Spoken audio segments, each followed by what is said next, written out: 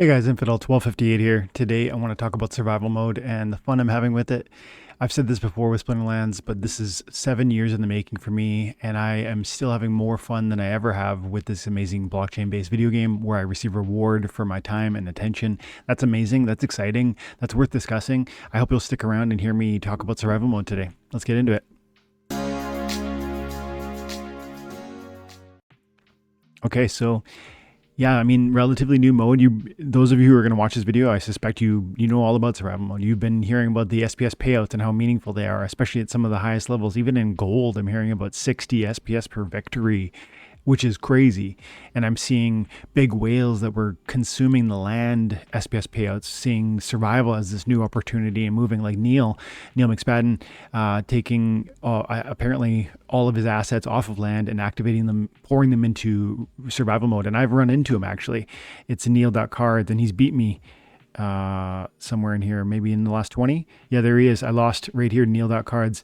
And this one I threw to him. And that's kind of the interplay and the fun of what Splinterlands survival mode is. It's like there's times where you go, no, I'm going to get under this one. I'm going to go ahead and surrender to this because I want to get out of the way of the train. So there's like this whole other angle with survival mode. It's this new opportunity. It's exciting to probably some of the deepest pockets, which is a testament to its effectiveness, because if those card assets are getting allocated in this way, that's probably good for the body of assets that Splinterlands is, meaning price appreciation, presumably. In fact, I think I could probably in a short term point us to that reality as I look at my own card assets in Splinterlands and see today it's worth $24,939 is my card collection. And that's interesting because I want to say 10 days ago it was 20,000. And I didn't, and before that, I did see it under 20, but I didn't write these numbers down. I used to track this stuff closely, but I haven't been. But I do say that that's anecdotal evidence that this is a good thing, that the survival mode is being well received, that this is driving an interesting, exciting new moment for Splinterlands. And if I'm right about what that's pointing to, that is hopeful for the future. Set that all aside, because that's like an argument for why you should be excited about it, or as in maybe it's more of an investment conversation. Set all that aside. I want to talk about the fun. I'm having fun. This season I started at ground floor at 0. I'd never played survival. I've been playing it this season. I think it's season 2 of survival, if I'm correct about that. And there, for those who don't know, Splinterlands, the seasons are 14, 15, 16 days long. And at the beginning of each season, you get this timer over here. We've got 2.5 days, 3 days left. And I've been pushing hard. I want to see how high I can get. I started off getting like a fraction of an SPS, which is, not even a penny, right? One SPS is not even a penny. And so a fraction is inconsequential, but it's fun. So there's the financial side and then there's the entertainment side. And I think it gives both, but I'm particularly enjoying the entertainment.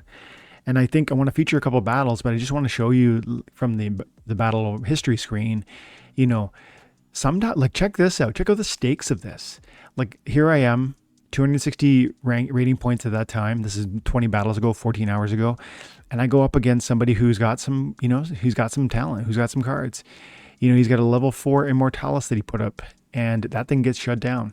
Level 1 Archimus Bear, relatively inexpensive. Level 2 Thanes, right? Some of these are just level 1s. Goblin Psychics, level 10. My Sliplon, level 8. These aren't expensive cards per se. Even the Summoner is like a $25, $35 Summoner for a max level legendary. It's not expensive per se, but it's not nothing. And yet now they're just kind of like, you're silenced. There's a downtime when you lose. There's stakes that matter. And that is a driving force for some of the joy that I'm feeling. Because yeah, it went my way in this battle, but it has gone the other way in other battles. Where have I lost? So I lost this one, but I threw that one to Neil. I've lost battles that I meant to win. I tried to win this one. Let's watch this.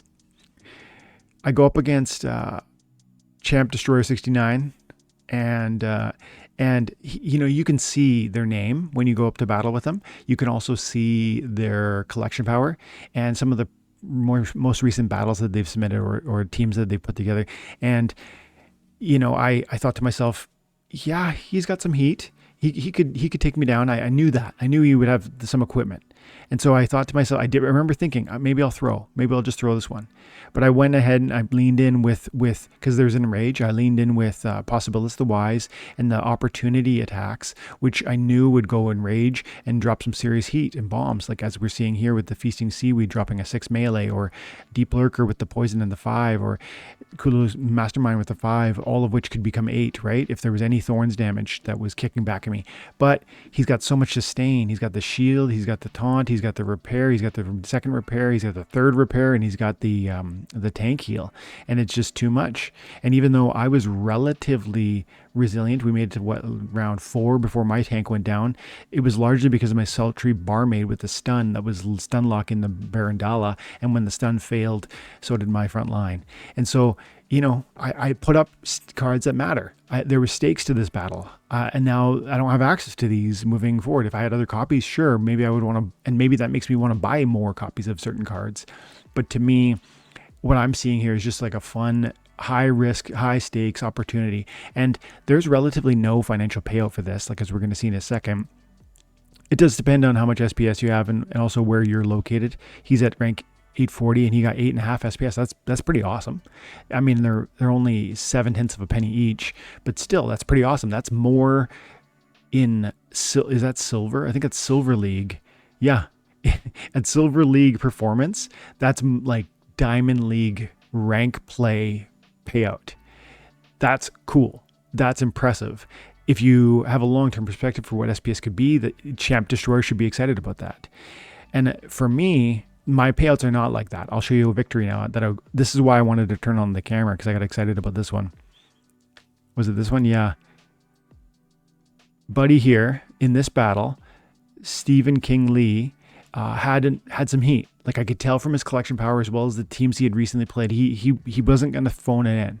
He was going to throw down a solid team with good performers. And I had the question in front of me. I go, do I want to throw this one?